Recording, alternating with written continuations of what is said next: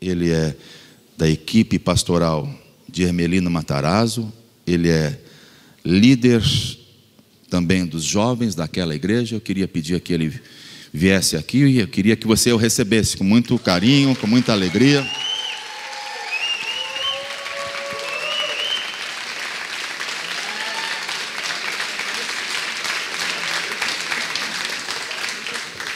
Aproximadamente 3.200 jovens. Hoje pela manhã, quando eu disse que ele lidera e pastoreia um grupo de mais de 4.000 pessoas, alguém espantou-se e disse: tudo isto? É. O Ricardo cuida hoje de 4.000 ovelhas, jovens, casais novos e também gente que se uniu à Comunidade da Graça em Hermelino e que está sendo cuidado e pastoreado por ele. Então eu creio que ao trazê-lo aqui nesta noite, acompanhado da Vanessa, cadê a Vanessa? Ela foi ao toalete, já já nós vamos abraçá-la. A Elisângela é uma... Fique de pé, Elisângela. Elisângela também acompanha o Ricardo. Elisângela é supervisora de célula. Seria melhor depois você apresentar as credenciais da Elisângela. Ela é supervisora de célula, ela é uma menina cheia do Espírito Santo, é solteira, mas acima de tudo ela também é uma mulher de Deus. A Vanessinha chegou. Vamos receber aqui a Vanessinha, vamos dar um abraço. Vanessa, esposa preciosa do Ricardo. Ei, Vanessa querida, mulher de Deus. E o Ricardo veio hoje aqui para nos abençoar. Quantos querem ouvir Deus através da vida do Ricardo? Então fale para o Senhor que você quer ouvir a palavra do Senhor através da boca dele. Fale, Senhor, fala com ele agora. Senhor, envia a tua palavra, Senhor, para mim, aquela que o Senhor já colocou no coração do meu irmão para compartilhar nesta noite. Espírito Santo, toma a mente e o coração de todos neste lugar e promova a glória de Jesus nesta noite. Amém. Vamos abraçar mais uma vez meu querido Ricardo. Obrigado, pastor. Muito obrigado. Todo o amor que vocês nos recebem, nos constrangem. Eu vim acompanhado, além da Van, minha esposa, das nossas 3 filhas. A Larissa está ali. Por favor, fique em pé, Lari. Sem abaixar a cabeça, sem vergonha. Essa é minha filha primogênita, a mais velha, né? A primogênita que nos acompanha já porque agora fez 12 anos, então não fica mais na salinha, está no culto com a gente. Como o Nadinho, nosso pastor lá em Hermelino, chama, ela é adulta. Ela já é adulta, preciosa. A Larissa tem sido um instrumento de Deus na nossa casa para nos ajudar também a cuidar das nossas 2 filhas menores. Obrigado, filha. Temos a Lana, que é a nossa filha de 8 anos, que está na salinha aí, sendo ministrada. E a Lavínia, que tem 4 anos de idade. E a fábrica foi fechada. Ok? Não precisa de mais. Alguns perguntam, vai tentar um menino? Não, já fechou a fábrica, está tudo certo. Estamos felizes demais com essas 3 meninas. E eu tenho que cuidar de 4 mulheres em casa. Então você imagina, né? Jesus, quando aparece uma barata, irmãos, é uma gritaria. É uma gritaria. Aparece uma barata, a barata é do tamanho de um mosquito, parece que elas viram um dinossauro na casa. Uma parece que quer competir em gritar mais que a outra, mas é um privilégio, porque aí parece que eu sou o Superman, né, que veio salvar as 4 mulheres. E a Vanessa fala que eu tenho medo de barata também. Eu, sinceramente, irmãos, eu tenho medo de muito bicho, mas de barata eu não tenho. Mas a hora que eu mato ela, aquela história, parece aquele creme branco. Eu falo para a Vanessa, a pior parte não é matar, é ter que limpar depois. Não é? É a pior parte da barata, é ter que limpá-la e não matar. Mas eu sou amigo e tenho o privilégio de ser abençoado pela vida dos pastores de vocês já há muitos anos. Eu me converti na comunidade Vila Carrão, lá com o pastor Carlos Alberto, com o pastor Wagner na época liderando a juventude lá, o Wagner e a Alice lideravam a juventude. E de lá para cá eu tenho sido muito enriquecido pela vida do Valmir, da Nádia, do Wagner e da Anice tem sido demais. E eu creio que vocês são privilegiados por terem esses dois casais como pastores de vocês. Eles são de fato incríveis. São pessoas leais demais, amigos preciosos, não é? Amorosos. É tão bom ter pastores assim, não é? Eu os considero os meus pastores também. Eu já não sou tão menino, né? Mas eu cheguei há quase 20 anos atrás, então cheguei bem menino. E todos esses homens que já eram pastores, então eu os considero todos meus pastores. Não é porque eu me tornei pastor que meu pastor é o pastor Carlos Alberto e o Nadinho, não. Pastor Valmir é meu pastor, pastor Wagner, eu vivo falando para ele é meu pastor amado.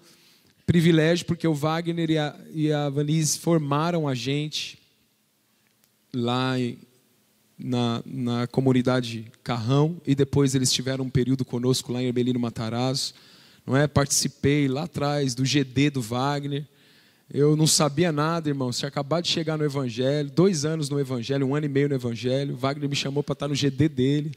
Que privilégio de ser enriquecido por esse casal, de poder sentar-me no sofá da casa dele, de ser tão amado, de vê-lo orando pelo Arthur antes do Arthur dormir, né? De ler histórias para o Arthur ainda pequenininho, aquele menino com a cabeça um pouquinho avantajada que corriam pela casa. E tive esse privilégio de poder ser ali discipulado, né? De ver, eu estava longe de ter filhos ainda, eu era ainda um moço solteiro, eu e a Van namorávamos. E a gente já pôde ver tantos bons exemplos na casa dos nossos pastores e ser edificados por aquilo e aprender como deveríamos conduzir uma família. Eu estava prestes a me casar e como deveria ser o cuidado com os filhos, não é? Isso ensinou demais. O Wagner chamando a Izzy de Blanques, minha Blanques. E eu chamo minha filha de Branca hoje, talvez seja pelo discipulado que sofri aí desse homem. Mas é um privilégio. Vocês estão em ótimas mãos na vida desses homens e mulheres que Deus tem colocado aqui. Orem pelos pastores de vocês, ok? Aliás, vamos orar agora. Vamos abençoar a vida desses homens. Você sabia que eles precisam de oração também? Você sabia que eles são homens comuns? Eles são homens comuns, eles amam a Deus e só aceitaram o chamado de Deus que é para todos, de ir e fazer discípulos, de gastar a vida na formação de outros. Talvez essa seja a única diferença que tenha. Eles deixaram de ser meninos na fé para se tornarem homens e mulheres de Deus que assumem a responsabilidade de desejar ver o Cristo formado no outro. Essa é a única diferença. Vamos abençoá-los. Pai, nós oramos pela vida do Valmir, da Nádia, oramos pelo Wagner e a Vanice. Obrigado. Nós oramos com gratidão. Levante tua voz em gratidão, meu irmão, minha irmã. Agradeça a Deus por esses pastores. Seja as palavras do teu coração. Pai, obrigado por esses pastores. Obrigado por esses 2 casais tão desafiados, tão cheios do Espírito. Obrigado por esses irmãos preciosos que nos conduzem, que nos dão direção, que nos apontam o caminho. Nós te agradecemos por fazer parte dessa preciosa família. Te agradecemos em nome de Jesus. Antes de ir embora hoje, não vá embora antes de dar um abraço nos pastores de vocês e dizer obrigado. Obrigado por mais um aniversário. Obrigado por dedicarem a vida de vocês. Obrigado por dormirem menos, para que nós possamos dormir melhor. Porque é isso que os pastores fazem. Eles dormem menos, para que muitas pessoas possam dormir um pouco melhor. Se você tem sido de alguma maneira abençoado, você precisa ser grato a esses homens e mulheres que Deus colocou na brecha. Amém? Eu quero celebrar com você esse aniversário e deixar aqui uma das milhares e milhares de verdades da palavra de Deus para nós. E quando eu penso na palavra de Deus, eu sempre penso naquilo que a palavra fez na minha vida e na minha família, não é? E todos nós temos essa história.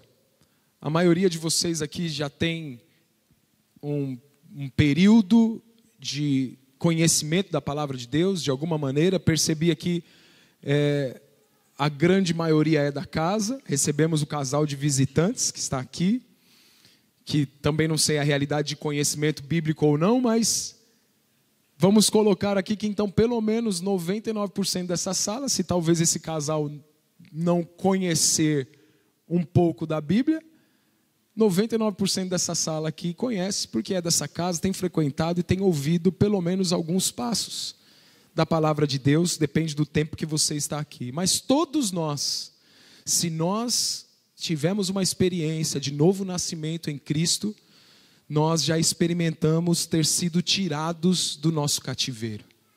Se você nasceu de novo em Cristo Jesus, você tem uma história de um buraco onde você estava e Deus estendeu a mão e te tirou de lá. Te tirou das mãos do maligno, te resgatou, salvou você, transformou sua vida, vem cuidando das suas feridas. Esse é o Evangelho de Jesus Cristo que nos abençoa, nos cobre a multidão dos nossos pecados, não é? Ele nos supre, Ele alegra o nosso coração, Ele transforma a nossa mente, Ele começa a restaurar a nossa casa, Ele altera o nosso mundo interior, a gente começa a se sentir acolhido, bem recebido no reino de Deus, por Deus e pelos filhos de Deus. Eu acredito que a grande maioria de vocês já teve essa experiência. Talvez você tenha sido liberto de vícios, talvez você tenha tido um casamento restaurado, talvez você tenha experimentado muitas obras de Deus na sua vida, sua vida física, na cura física, talvez na vida financeira. Você já tenha sido tão abençoado na vida financeira, talvez você já tenha sido suprido em relacionamentos, de medos que você tinha e você foi liberto.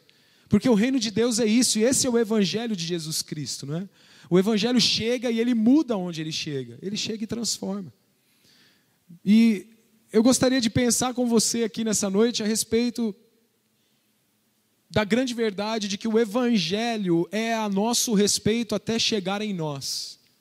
Porque depois que o Evangelho chega em nós, ele é a respeito do próximo.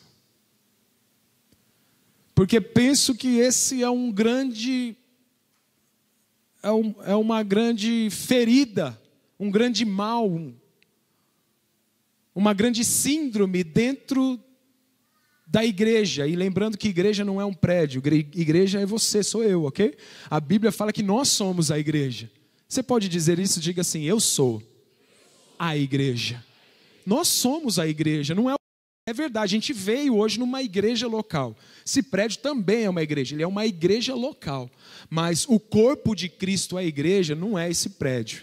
Somos nós. É aquela célula que você se reúne durante a semana, são os seus irmãos em Cristo que você tromba. Desculpa às vezes falar um pouco de gíria, tá? Eu vou tentar. Lá em Ermelino também de domingo eu tento tirar, porque eu falo muito com o jovem e o jovem acaba entendendo um pouco mais essa linguagem, né? Mas você acaba encontrando outros cristãos por aí, trombando outros cristãos por aí, e esses são a igreja. Eles são a igreja que anda por aí. E eu acredito que o grande trauma da igreja é que a igreja acha que o evangelho é a respeito dela até ela morrer. Mas, meu irmão, lembre-se o seguinte: o evangelho é a teu respeito até chegar em você. Quando ele chegou e atingiu sua vida e te arrancou do Egito, que a gente acabou de falar, que restaurou muitos traumas, e não estou dizendo que o evangelho não vai continuar restaurando, porque a palavra de Deus diz que a vereda do justo é como a luz do que mesmo? Da aurora, ela vai brilhando cada dia mais, até ser um dia perfeito. Então a obra de Deus na minha e na sua vida, ela tá em processo. Mas a grande verdade é que o evangelho, o anúncio da boa notícia, ele é o teu respeito até o dia que ele atingiu o teu coração e mudou a sua mentalidade. A partir dali, esse evangelho é a respeito do seu vizinho, do meu vizinho. É a respeito do próximo. Olha só o que diz em 2 Coríntios capítulo 3. Por favor, vamos abrir ou projetar. Se der para projetar, projeta para a gente. 2 Coríntios capítulo 3, versículo 2. Eu gostaria de dar um tema para essa noite. E o tema é a mensagem, tornando-se a igreja que Deus sonhou. A mensagem, tornando-se a igreja que Deus sonhou. Olha o que o texto diz, a hora que tiver projetado aí, está lá.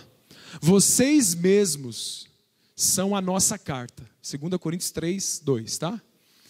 escrita em nosso coração, conhecida e lida por todos. Vamos ler juntos esse versículo? Está na tela aí, ó. Se você quiser acompanhar para a gente ler na mesma versão, vamos lá? Vocês mesmos são a nossa carta, escrita em nosso coração, conhecida e lida por todos. Versículo 3, por favor, verso 3. Vamos juntos? Vocês demonstram que são uma carta de Cristo, resultado do nosso ministério, escrita não com tinta, mas com o Espírito do Deus vivo, não em tábuas de pedra, mas em tábuas de corações humanos. A palavra de Deus está dizendo aí para nós: vocês demonstram que são uma carta de Cristo. A Bíblia, através do apóstolo Paulo, está afirmando para nós que existe um tipo, vamos dizer assim, de cristão, que eu acredito que é desse tipo que Deus espera que sejamos, porque Ele deseja ter uma família com muitos filhos, parecidos com quem, gente? Com Jesus. Esse versículo 2 e 3 está falando para nós exatamente disso. O tipo de cristão parecido com Jesus é aquele que Ele é a carta. A vida dele é a mensagem. Deus não quer que eu e você simplesmente anunciemos o Evangelho. Ele deseja que nós sejamos a mensagem. Ele deseja que nós possamos ser lidos aonde quer que formos. Porque de uma maneira ou de outra você sabia que você está sendo lido, de uma maneira ou de outra, sendo você e eu uma carta de Cristo ou não. As pessoas olham para nós e elas leem algo. As nossas atitudes, os nossos valores, as nossas práticas dão para as pessoas à nossa volta uma mensagem. E o que a palavra de Deus está dizendo Paulo está dizendo que ele encontrou um tipo de igreja, um tipo de irmãos, que eu acredito que se aproxima muito do irmão mais velho, do primogênito, de Jesus Cristo, porque Jesus era a própria mensagem. Jesus, é verdade, ele anunciava algo, mas ele exalava algo, sim ou não, gente? Jesus exalava amor, Jesus exalava comprometimento com o Pai, Jesus exalava poder e autoridade do céu. Jesus era a própria mensagem. E eu acredito e gostaria de deixar para vocês a lembrança, porque eu sei que vocês já sabem a respeito disso. Mas eu venho aqui trazer um lembrete para você, querido irmão. A salvação não é o fim. A salvação não é o objetivo de Deus. Ele não veio buscar e salvar o que se havia perdido? Sim. Eu não estou dizendo que a salvação não é nada. Eu estou convidando você a olhar para as Escrituras talvez por uma outra ótica e perceber que a salvação é apenas o meio pelo qual Deus usa de nos tornar a imagem de Cristo. Porque se a salvação fosse o fim, a gente já podia ser mais ou menos assim, se converteu, batizou, Deus já sopra, morre. Já não tem mais propósito. Tudo que eu queria era salvar o que estava perdido, ele está salvo, sobe para o céu, filho. Mas quando a gente olha para o jardim do Éden, antes do pecado, em Deus dizendo para Adão e Eva, para eles crescerem, se multiplicarem e encherem a terra, eles tinham imagem e semelhança de Deus, a gente percebe que Deus tinha um propósito ali. E depois que Jesus vem, morre e ressuscita, Mateus capítulo 28, com a hora que ele vai subir aos céus, ele também diz para os discípulos que eles deveriam ficar em Jerusalém para serem cheios do Espírito Santo e anunciar com poder e ousadia o Evangelho. Em outras palavras, Jesus estava dizendo assim: o objetivo não é só a salvação. Não é o fato de vocês terem me conhecido, eu morri, ressuscitei por vocês e acabou. Agora vocês têm um propósito sobre a terra. E essa é a igreja que Deus fala. E eu quero sim colocar, vamos dizer assim, uma pulga atrás da minha e da sua orelha e te fazer a pergunta. E você precisa ser sincero com você, porque essa palavra não é uma palavra de acusação, amém? Diga amém. Olha, o diabo é o acusador e ele está repreendido entre nós. Ele está repreendido daqui em nome de Jesus Cristo. É uma palavra talvez de exortação para me tirar e tirar você e não permitir que você, meu irmão, pare na salvação. Porque quando a gente olha para a vida de Paulo mesmo, Paulo não parou na salvação. Paulo gastou a vida dele em ser uma mensagem para a sua geração. Então eu, pelo menos, me inconformo de nós nos tornarmos uma igreja nominal. Como é que eu posso pegar a cruz de Cristo, o Filho de Deus moído na cruz, e apenas aproveitar da salvação e vir aos cultos de domingo para receber bênçãos e esquecer-se de Deus na segunda-feira? Seria uma maravilha, irmãos, se pudéssemos e podemos, né? Mas se tivéssemos a prática de cultuarmos a Deus, e essa deve ser a normalidade da igreja. A igreja deve cultuar a Deus na segunda, terça, quarta, quinta, onde? Em casa, na rua, no trabalho, no trânsito. Ele cultua, ele adora a Deus. Ele se enche do Espírito Santo. Então quando a gente chega no prédio da igreja local no domingo, a gente não vem só para receber, sabe por quê? Porque a gente recebeu a semana inteira no nosso quarto de oração. A gente recebeu porque a gente leu o maná de Deus, que é a palavra. A gente está cheio, então a gente chega aqui muito mais do que para receber, a gente chega para oferecer. Sabe quem precisa receber aqui? Quem precisa receber nesse sentido, eu não estou dizendo que os outros não, ok? Não estou sendo extremista. Todos nós temos algo para receber aqui, inclusive eu que estou aqui falando. Todos nós temos. Mas quem de fato precisa receber nessa noite é uma geração que não conhece a Cristo. E precisamos ser esse canal na vida deles. É essa geração que precisa. Então nós precisamos nos tornar essa mensagem. E eu acredito que um dos pontos principais para nos tornarmos a mensagem é nós sairmos da meninice espiritual. Diga para a pessoa que está ao seu lado, por favor, saia da meninice.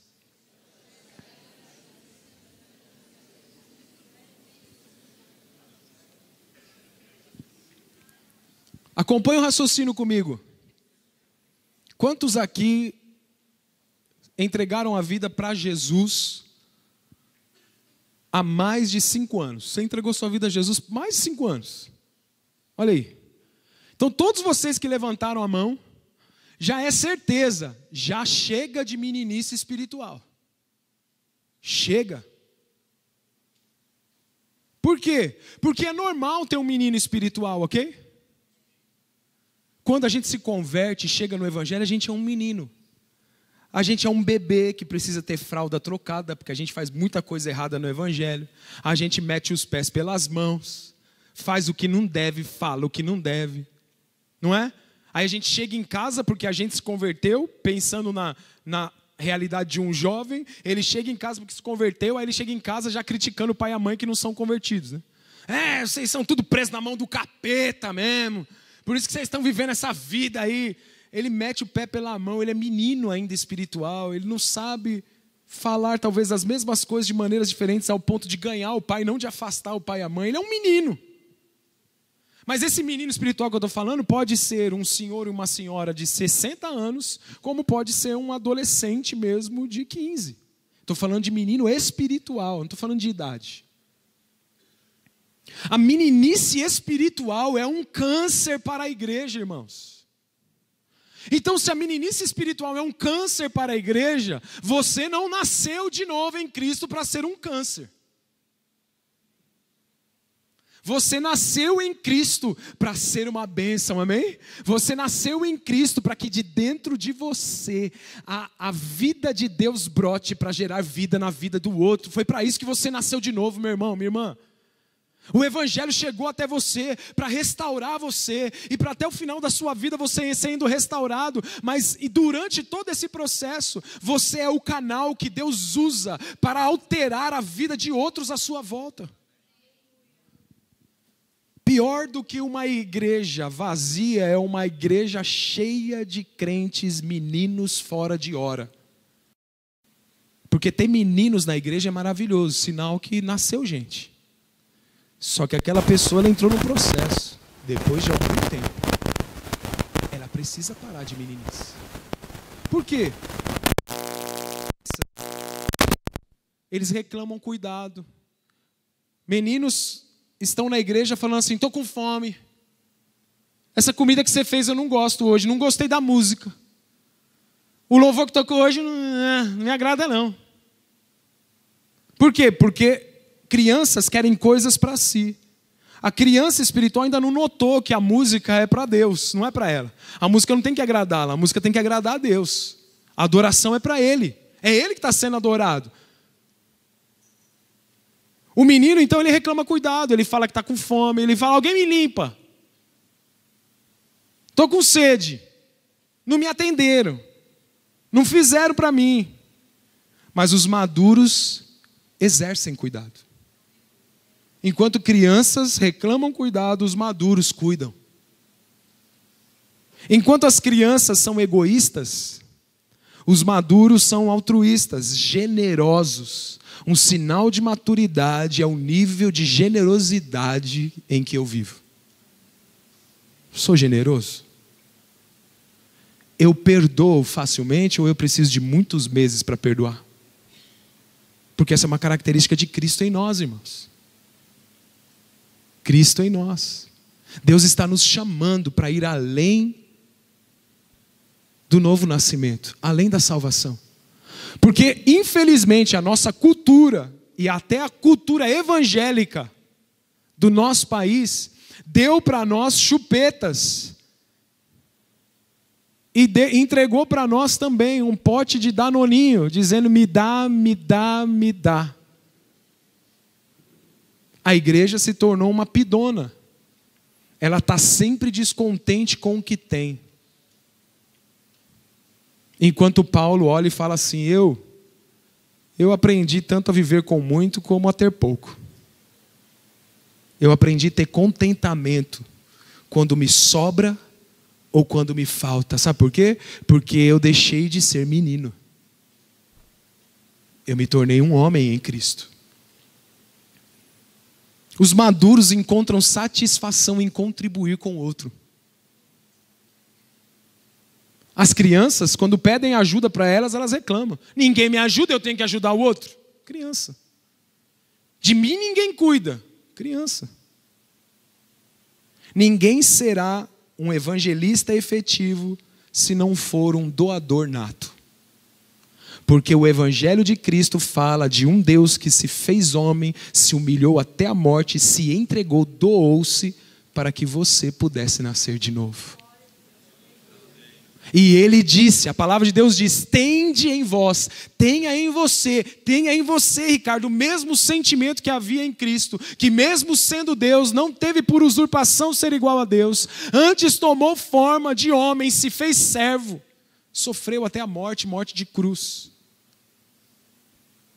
Irmãos, compreendam uma coisa, a gente precisa subir o nível e compreender que é verdade, a salvação e os benefícios do reino de Deus estão aí, eles são reais. Só que ele é só o primeiro nível. Tem uma escada para você subir e depois você voar em Cristo Jesus. Você se tornar de fato tal qual Ele é, somos nós nesse mundo, a palavra de Deus diz. E nós precisamos ser despertados, e que se pelo poder do Espírito Santo, você e eu sejamos aqui nessa noite, que uma chavinha vire em nós. Para que a gente não vá para casa reclamando Deus aquilo que queremos receber, mas que a gente se concentre nas pessoas que estão à nossa volta e que podemos servir com o amor e com o Evangelho de Jesus Cristo para salvar e fazer dessa pessoa um discípulo de Jesus. Vocês têm muito para realizar aqui na Zona Norte, irmãos. Tem muita gente precisando. Muitas famílias destruídas. Ah, Ricardo, mas tem tanta coisa para ser restaurada na minha vida ainda. Irmãos, algumas coisas talvez nem serão restauradas. Por exemplo, o espinho na carne de Paulo não foi restaurado. É mais ou menos, Deus disse assim para ele: cara, nem ora mais, que isso eu não vou fazer. E Paulo não cruzou o braço e fez bico e falou assim: já que você não vai me dar, eu também não faço mais nada. Enquanto o Senhor não me der, eu não falo do Senhor para ninguém, porque o Senhor não merece. Ele não merece? Deus não nos deve nada. Ele já deu tudo para a gente. Ele nos deu a salvação, a vida eterna. Ele nos arrancou da mão do diabo. Lembra? A gente começou falando disso. Da onde Deus te tirou? Ele te tirou de um lago de lama, de um lodo, de um lamaçal. Ele te lavou, Ele firmou os seus passos, Ele colocou na sua boca uma nova canção, meu irmão. E não foi para você ficar esperando uma nova canção no dia seguinte, foi para que essa nova canção fizesse de mim, de você, essa mensagem que a Zona Norte precisa. A pergunta que eu me faço há alguns anos é se eu tenho Cristo ou se Cristo me tem. Porque isso faz total diferença. Ser um crente salvo é ter Cristo. Ele recebeu a Cristo. Ser a mensagem é Cristo ter você. Quando Ele tem você, Ele faz o que quiser com você. Quando eu tenho Cristo, eu uso Ele. Eu uso Ele como se fosse um amuleto, sabe? Isso aqui não é um amuleto, mas como se fosse. É um amuleto. Vou pôr isso aqui que dá sorte. Tem uma entrevista no trabalho hoje. A gente usa Jesus como amuleto. Jesus, meu amuleto, me abençoa. Eu vou sair, Senhor, nessa manhã para fazer uma entrevista. Pai, abençoa, prospera o meu caminho. Não pergunta para Deus: Deus, esse trabalho aqui vai ser de tal hora, tal hora. Eu não vou poder ficar com a minha família. Eu não vou poder ir ao culto. Eu não vou poder estar com os meus irmãos nos encontros. Não vou poder estar com o teu corpo, o corpo de Cristo, na célula. Não usa Deus, por quê? Porque ele tem Deus, ele tem Jesus. Então ele usa Jesus. Ele usa Jesus como um amuleto. No dia que acontece um problema familiar, ele fala: ah, Jesus, atende a minha causa. No outro dia que está tudo bem, Jesus pede para ele doar algo para o vizinho. Ele fala assim: ah, eu não vou doar nada para esse cara, não merece. Cara de coração duro. Essa é a grande diferença. Eu me faço essa pergunta sempre, irmãos, e eu acredito que a gente precisa sempre fazer para nós mesmos. Você tem Jesus ou Ele te tem? É você que o possui ou Ele que possui a sua vida e pode fazer de você o que Ele bem quiser? Porque fala sério, irmãos. Esse evangelho de só receber, ele é sem graça. Sabe por quê? Porque você e eu nunca estaremos satisfeitos, cara. Vai ser um negócio sempre chato. Por quê? Porque todo dia eu quero, ele me dá uma coisa, eu quero outra. Ele me dá uma coisa, eu estou insatisfeito, porque agora era outra que eu queria. Aí ele me dá outra coisa e eu quero outra. Você sabe como a vida cristã fica? Entediante. Agora, se eu sou a mensagem, mesmo que eu não tenha algumas coisas, eu vou para casa feliz. Sabe por quê? Porque eu fui a mensagem para alguém dentro do metrô, dentro do ônibus, na minha faculdade, para a minha vizinha, na minha célula, aqui no prédio da igreja. Eu fui a mensagem. Alguém recebeu um toque de Deus por minha causa. Eu estou realizado. Sabe por quê? Sabe por que a gente se realiza com isso, irmãos? Porque você foi criado para isso. Tal qual Ele é, somos nós nesse mundo. E não importa a sua idade. Como eu estou vendo que a maioria dos jovens sentam para cá, não importa se tem 12 ou se tem 80. Ele chamou todos nós para sermos a mensagem. Assim como é lindo ver um adolescente de 12 anos sendo a mensagem, é lindo vendo um senhor e uma senhora de 80 anos sendo a mensagem, não é? É demais. Ele nos chamou para isso. Tem alguém lá dentro da sua casa que precisa ver a mensagem de Cristo em mim e você. Eu não estou falando só da gente ir para a rua para pregar o evangelho, porque a gente pode pregar o evangelho com a boca e não vivê-lo no dia a dia. Eu estou falando da vida do dia a dia. E principalmente esse lado aqui, ó, os adolescentes. Hoje a gente vive no mundo digital. E os vídeos hoje muito bem feitos, não é? A gente assiste alguns vídeos, até mesmo algumas vezes de ministérios, e que são uma bênção. Estou falando mal do ministério. E talvez você, apesar que lá a gente não tem bons vídeos, mas talvez você tenha visto algum vídeo de algum acampamento de Hermelino. Como o Thiago falou ali que viu. Mas o vídeo é romanceado, filhão. O vídeo tem música de fundo. Lá você tem que perdoar o cara que tacou o tijolo na cabeça do outro. Você tem que manobrar a situação do cara ali que xingou o outro, mesmo sendo crente, falando palavrão, você tem que ir lá que administrar. Aí a gente assiste um vídeo, fala assim, puxa, eu queria ser esse tipo de igreja. Mas o vídeo é romanceado, irmão. Cuidado. E não estou falando mal do vídeo. A gente faz o vídeo com os melhores momentos, ninguém fica pondo coisa ruim no vídeo.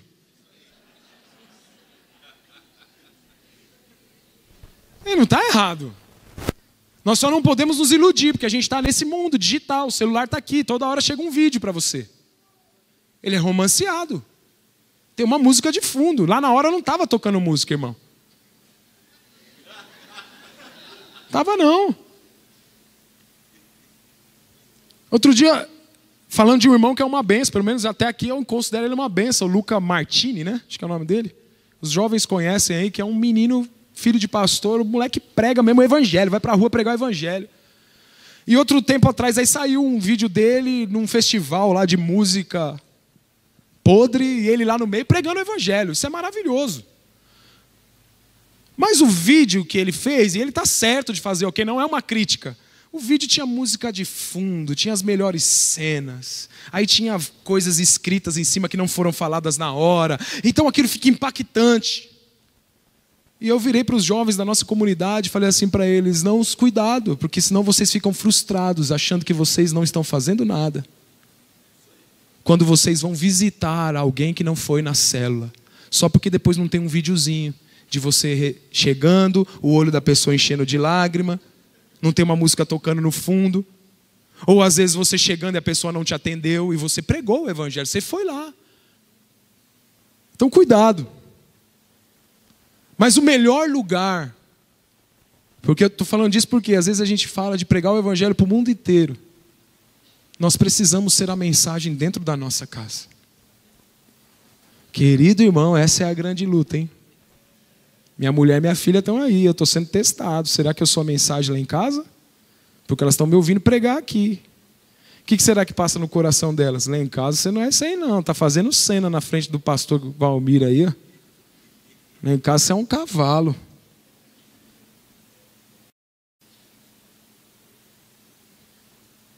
Irmãos, alegre-se em poder ser a mensagem dentro da sua casa para aquelas pessoas difíceis de lidar. Pensa comigo.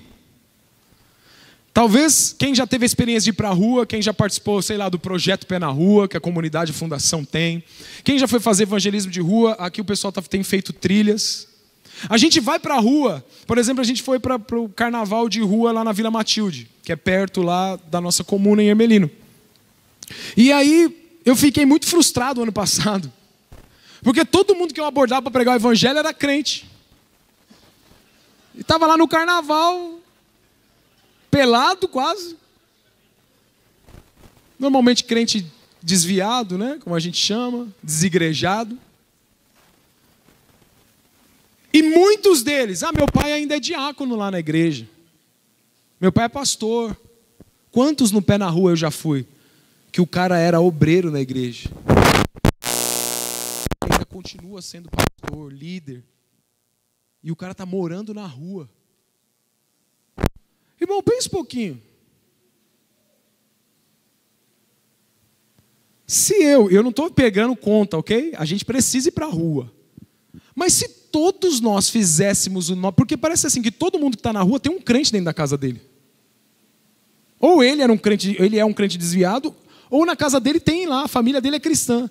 Se todos nós vivêssemos um evangelho, a mensagem dentro da nossa casa, será que os nossos filhos estariam desviados na rua? É uma pergunta, não é uma acusação, ok? Porque talvez você tenha esse caso. E eu sei que existem casos que você vive a mensagem dentro de casa e o filho está na rua.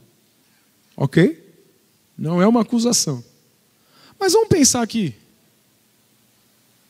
Se o evangelho salva, transforma, será que a gente não precisava pregar o evangelho com a nossa vida melhor dentro da nossa casa, ao ponto dos nossos filhos não saírem? Por que hoje a gente tem que sair para pregar na rua? Porque não pregamos dentro de casa. Então tem muita gente que não prega dentro de casa, não vive nada do evangelho dentro de casa. E aí eu conheço bem a realidade de jovens. Eles são santos na igreja, eles levantam a mão, eles rodam, eles pegam fogo na oração e são irreconhecíveis dentro de casa. Ah, cala a boca, sua velha, que eu não aguento você. Você é louca. Ó, pai, o dia que o senhor parar de beber, eu te dou ouvido. Você só vive bêbado. Mas na igreja, santo, santo. O evangelho precisa ser vivido dentro de casa. O evangelho precisa ser um pouco o reverso. Ao invés de ir, nós precisamos ficar. Ao invés de ir, nós precisamos ficar. Nós precisamos ser essa mensagem dentro da nossa casa. Há uma história que é real. É um dos caras considerados os heróis da fé. Eu não sei dizer o sobrenome dele, mas ele chama Smith. Ele viveu no século... Nasceu em 1800 e pouquinho, morreu em 1942, se eu não me engano. E esse Smith, a história dele conta que ele era um cristão meio que de berço, mas ele largou o evangelho.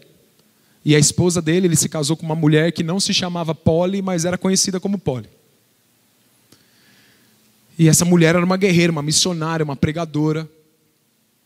E aquele homem, até por ele ter abandonado o evangelho, ele começou a proibir a esposa dele de ir na igreja. E a esposa dele ela era a mensagem dentro de casa. Ela amava aquele marido, ela deixava a casa em ordem, ela passava bem a roupa dele. Ela tratava ele bem. Antes de ir para o prédio da igreja, a história conta que ela deixava o jantar dele pronto e servido à mesa.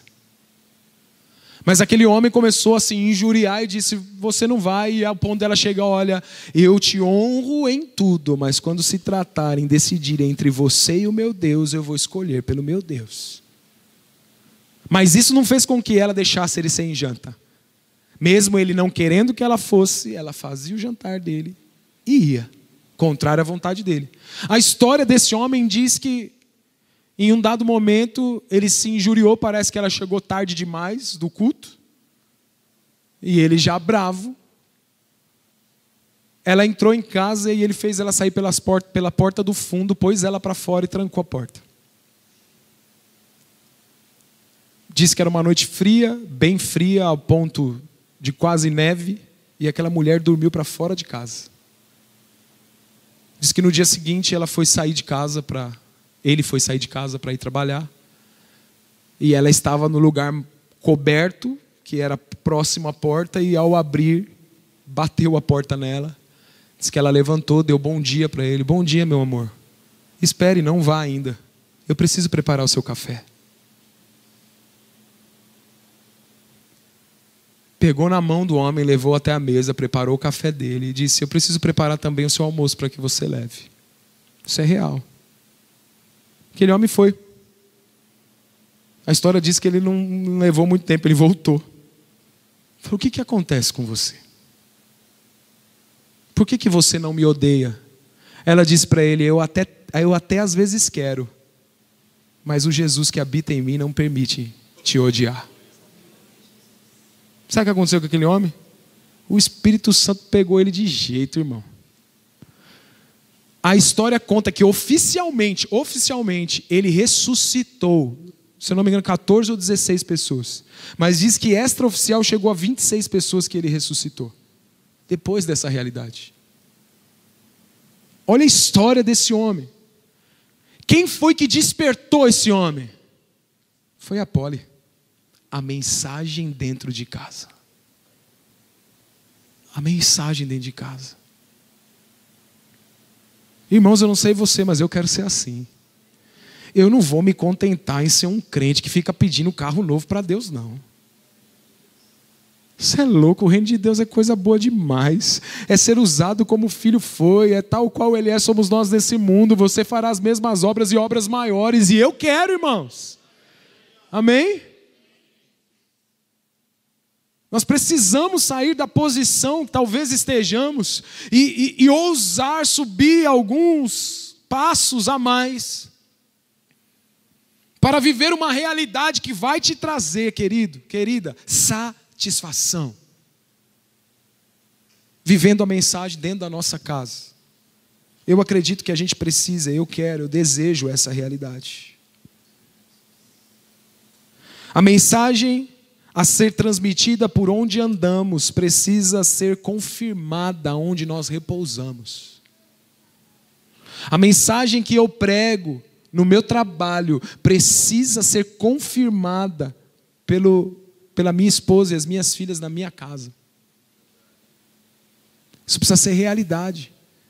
Irmão, saia daqui com um desafio. Seja a sua casa, a sua família, o lugar onde você vive mais parecido com Cristo. Porque, querido, se a gente for como Cristo dentro de casa, nós vamos ser em qualquer lugar. Porque dentro de casa é difícil, hein? É ou não é? Porque lá você conhece todas as falhas da outra pessoa. Então você olhando as falhas da outra pessoa, você se justifica falando assim, não tem como te tratar bem, porque você não presta. Deixa eu te perguntar, Jesus só tratou bem quem prestava? A prova disso é quem? Diga assim, sou eu. Ele tratou bem a mim, Ricardo, e eu não prestava. Essa é a prova. Que ele não tratou bem só os que prestavam. Ele amou, ele cuidou dos imprestáveis, dos improváveis, como eu, e mudou a minha vida, amém? Quanto a minha família, uma pergunta para nós, quanto que a minha família tem sido atingida pelo evangelho que eu prego? Quanto ela tem sido atingida pelo evangelho que nós anunciamos? Eu não falei de pontos, mas primeiro ponto é sair da meninice. Segundo ponto é ser a mensagem em casa. Terceiro ponto e último, tenha convicção da mensagem que você carrega. Isso faz total diferença. Precisamos ter essa convicção. Convicção do que carregamos nos dá autoridade para arrancar outros da realidade que eles estão. Se eu sei o que eu carrego, e o que eu carrego? Eu carrego a Jesus Cristo, pois já não sou mais eu quem vivo, mas Cristo vive em mim. E a vida que agora eu vivo na carne, eu vivo na fé do Filho de Deus. Diga assim, por favor, o Cristo, que morreu por mim, habita em mim. Diga assim, eu carrego o Senhor Jesus Cristo e a sua autoridade por onde quer que eu for. Amém? Você carrega essa realidade, meu irmão. Isso foi Jesus, essa foi a realidade dele. Jesus fazia isso o tempo todo. Jesus tirava as pessoas da realidade que elas estavam. Eu quero pensar nisso, como eu vi outro dia um exemplo. Eu quero pensar nisso como um cenário. Eu quero que você pense na vida das pessoas como se fosse um cenário. Eu sei que isso aqui não é um cenário, mas esse é um cenário comum, ok? Esse púlpito, a bateria normalmente está ali, cercada por um acrílico, instrumentos do lado, pedestais. Esse fundo, mais instrumentos, vaso, talvez mude as flores. Mas o cenário, se ele for assim, com essas flores constantemente, às vezes quando a flor até muda, se não for uma cor muito diferente, você nem percebe. Por quê? Porque o vaso está sempre aí. Talvez você tenha chego aqui hoje, você nem tenha visto, reparado que tinha esse vaso aqui. Você está vendo agora porque eu estou falando. Por quê? Porque é um cenário comum. Você já está acostumado a ver aquilo. E o que isso se torna na nossa vida? Por exemplo, pode ser a nossa família. A nossa família começa a ser um cenário comum.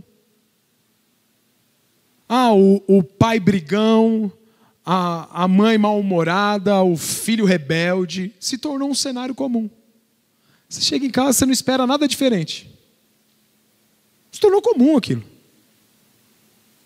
Sabe quando você passa em algum lugar muito bonito?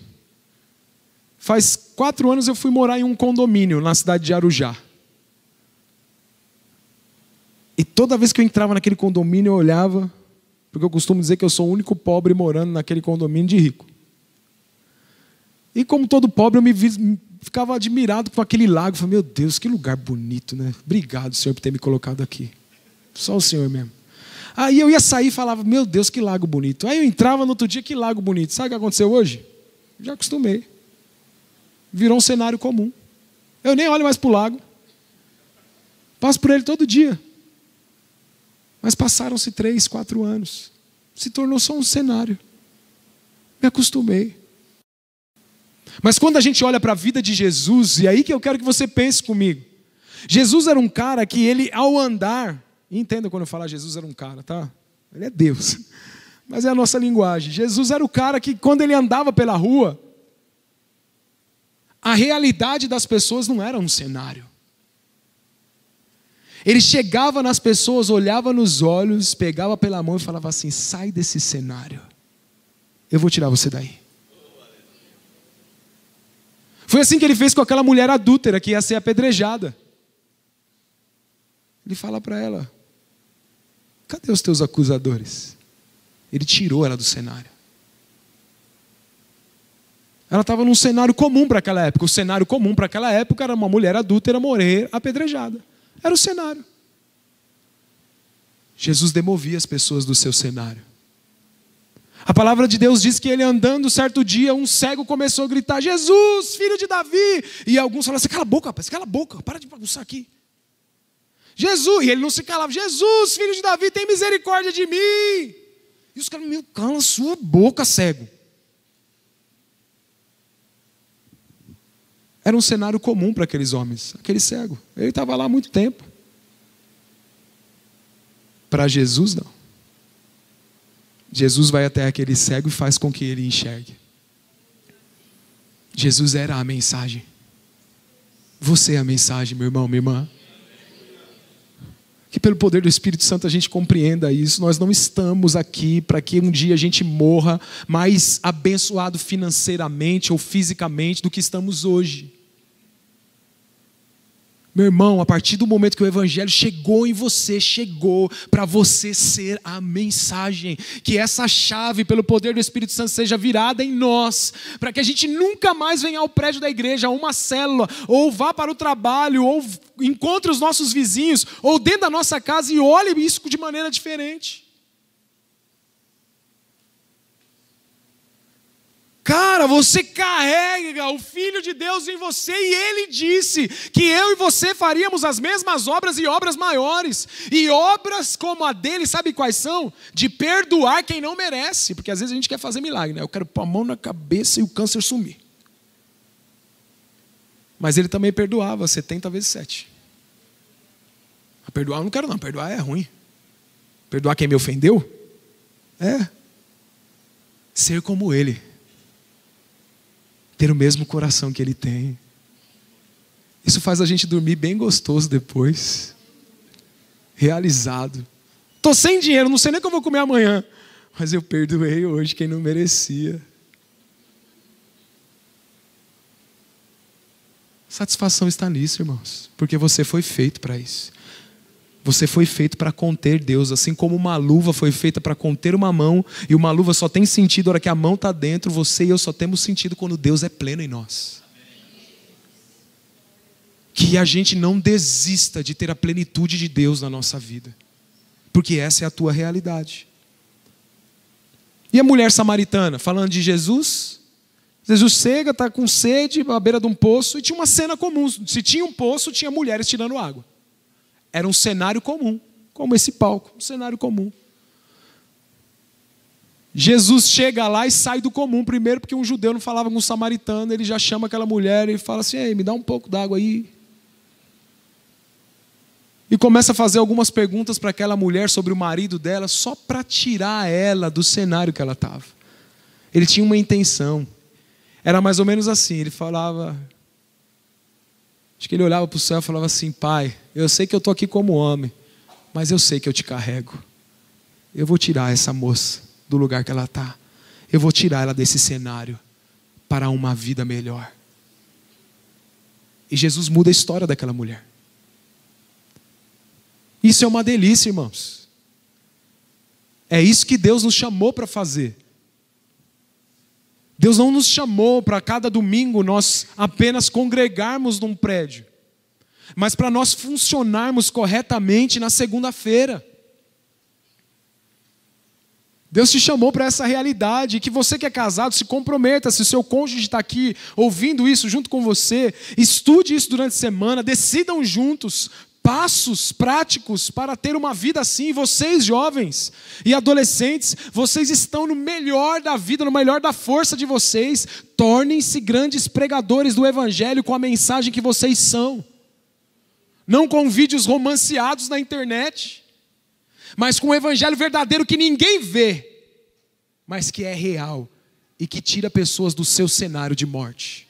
É isso que Deus quer fazer através da gente. Não podemos permitir que as pessoas à nossa volta sejam para nós apenas parte de um cenário. Jesus se importava com as pessoas, ele tirava cada uma delas do seu cenário para uma vida abundante. Nós precisamos ter a mesma agenda que Jesus teve.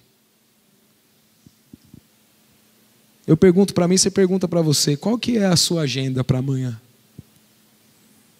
Porque nós deveríamos ter a mesma agenda de Jesus. Ricardo, então eu não vou trabalhar mais? Eu vou andar por aí pregando o evangelho? Não, você vai trabalhar. E enquanto você vai, você prega o evangelho, porque você é a mensagem.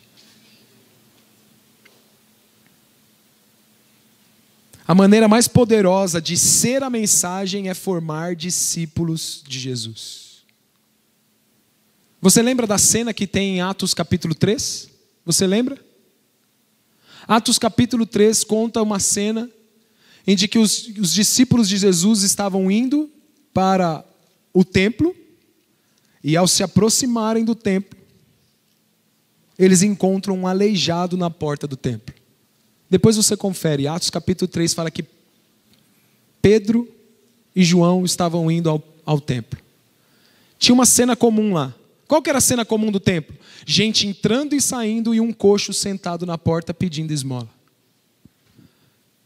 Quando um discípulo de Jesus chega e ele é a mensagem, as pessoas já tinham se acostumado com aquele coxo. Ninguém nem via mais ele ali. Já passava direto. Se tornou comum, é um parte do cenário. Pedro e João chegam àquele homem e falam assim: eu não tenho prata nem ouro, mas o que eu tenho eu te dou.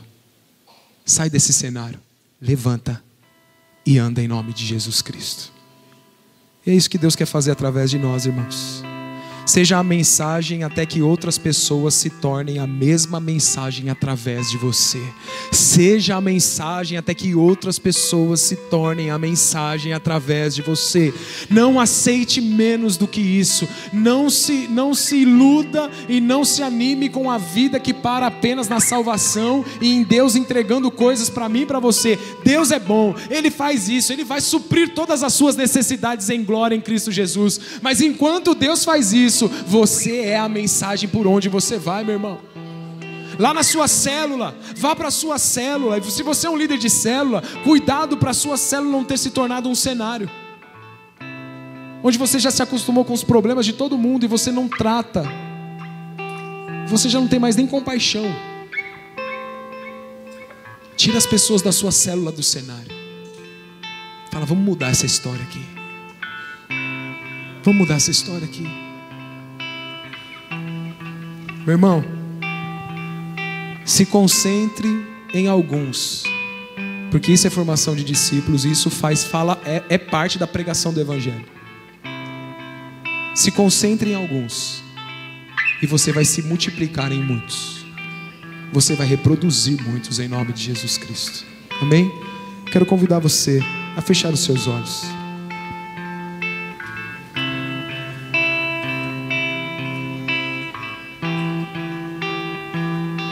A multidão carrega a Bíblia, mas só os discípulos são a própria mensagem. Essa é a nossa oração, Pai. Nós não queremos apenas carregar uma Bíblia. Nós queremos nos tornar a mensagem. Nós não nos contentamos, Senhor, em apenas dizer que somos cristãos, mas nós fazemos declaração que queremos a totalidade desta vida abundante em Cristo Jesus. Eu quero convidar você, meu irmão, que já é salvo e quer se tornar a mensagem de Cristo, que você não quer ficar apenas recebendo, você entendeu que o Evangelho é você oferecer a sua vida pelo outro. Se você deseja essa vida, fique de pé no seu lugar, como um ato dizendo: Senhor, eu quero isso para mim. Se você deseja dormir menos para que outros durmam melhor, porque o Evangelho se trata, é a respeito do outro, fique em pé no teu lugar e comece a dizer isso para o teu pai. Comece a dizer: Senhor, eu quero essa realidade espiritual. Abra a tua boca, você e eu precisamos dar uma resposta para Deus. Essa é a hora da sua resposta. Deus quer ver a sua resposta, querido, querida. Deus não te condena se você e eu erramos até aqui. Ele diz para você: levanta e anda, meu filho, vamos lá, recomece. Se consagre a Deus nessa hora. Comece a fazer declaração: Senhor, nós queremos essa realidade em nós. Nós queremos sair da meninice. Vai dizendo para o Senhor: Senhor, se há resquícios de meninice em mim, eu quero amadurecer, eu quero crescer, eu quero avançar. Eu quero manifestar a tua glória por onde eu for, Senhor. Eu não quero mais ficar apenas correndo atrás de favores do Senhor por mim.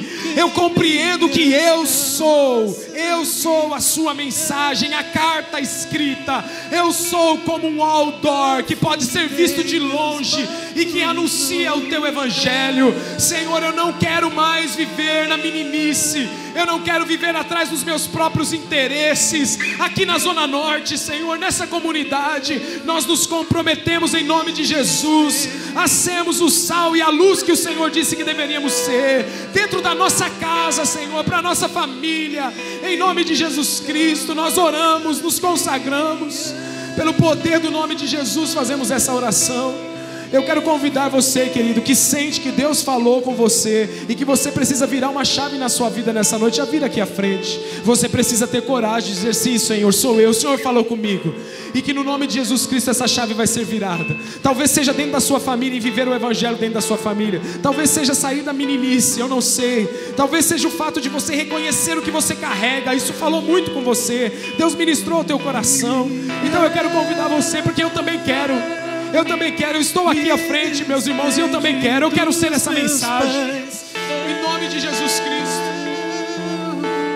Queimei minhas carroças e eu afundei meus barcos no cais.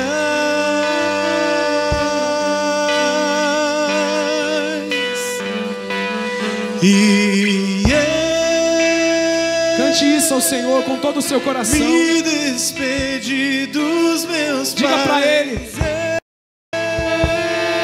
queime as suas carroças. Queimei minhas carroças e eu afundei meus barcos no cais.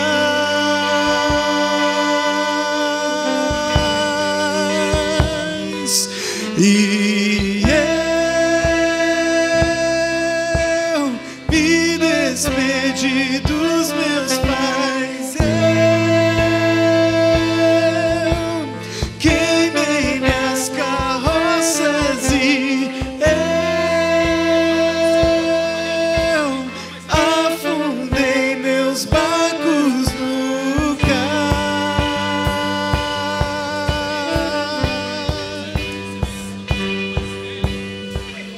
Pra onde eu irei, se eu não tenho pra onde voltar?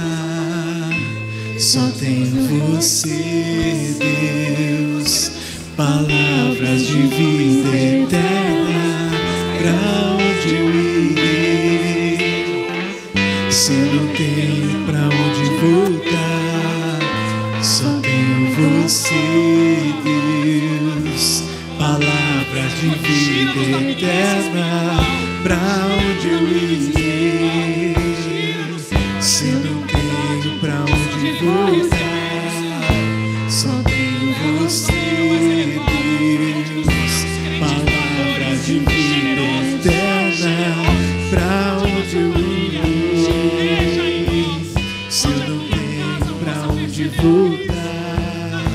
Só tenho você, Deus, palavra de vida eterna. Pra onde eu irei, se eu não tenho pra onde voltar? Só tenho você, Deus, palavra de vida eterna. Pra onde eu irei, se eu não tenho pra onde voltar? Só tenho você, Deus, palavra de vida eterna. Pra onde eu irei, se eu não tenho pra onde voltar? Só tenho você, Deus, palavra de vida eterna. Pra onde eu irei, se eu não tenho pra onde voltar? Só tenho você, Deus, palavra de vida eterna. Aleluia. Nós somos teus, Senhor. Fazemos essa declaração. O Senhor nos comprou com bom preço do teu sangue. É verdade, o Senhor nos abriu o nosso cativeiro, nos chamou à liberdade. O Senhor nos abençoa tanto. O Senhor tem nos dado tanto. Mas o Senhor também nos chamou para virar o mundo de cabeça para baixo. O Senhor nos chamou para ir e fazer discípulos. O Senhor nos chamou para ser a mensagem. E ser a mensagem traz grande gozo, grande prazer, grande realização, Senhor.